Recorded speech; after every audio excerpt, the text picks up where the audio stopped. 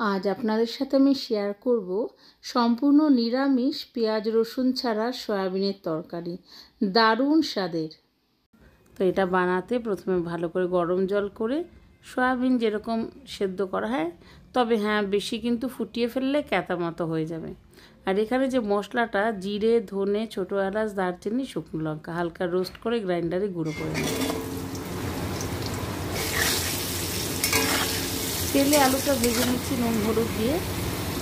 ওই তেলের মধ্যে সয়াবিনটা ভেজে নিচ্ছি। দেখুন সয়াবিনে এক ফোঁটা জলও নেই।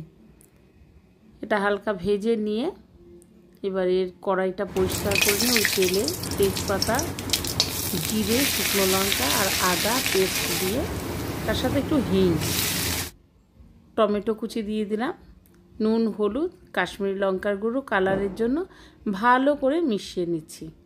এবার এর মধ্যে ভাজা আলুগুলো দিয়ে দিলাম, বেশ সুন্দর করে কষালাম কিছুক্ষণ। তারপরে গ্রাইন্ডারে গুঁড়ো করা মশলাটা দিয়ে দিলাম। এই ফ্লেভারটাই তো দারুণ, এটার জন্যই পেঁয়াজের কোনো দরকার পড়ে না, রসুনেরও। তো এরপর আমি এর মধ্যে ভাজা সয়াবিনটাও দিয়ে দেবো।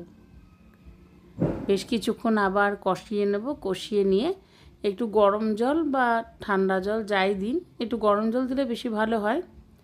তো আসলে আমাদের বাপের বাড়িতে পেঁয়াজ রসুন ছাড়াই সব কিছু রান্না হতো, যেহেতু আমার মা খেতেন না, সেই জন্য। তো আমি এখানে 5-7 মিনিটের জন্য ঢেকে রেখেছিলাম, মশলা যাতে পুরো সুন্দরভাবে গ্রেভি তৈরি হয়ে যায়। আর এবার মিষ্টির স্বাদের জন্য চিনি, আর নামাবার আগে 1.5 চামচ মতো ঘি দিয়ে নামালাম। পুরো সয়াবিনটা হয়ে গেছে। ভিডিওটা ভালো লাগলে একটা লাইক কমেন্ট করবেন অবশ্যই।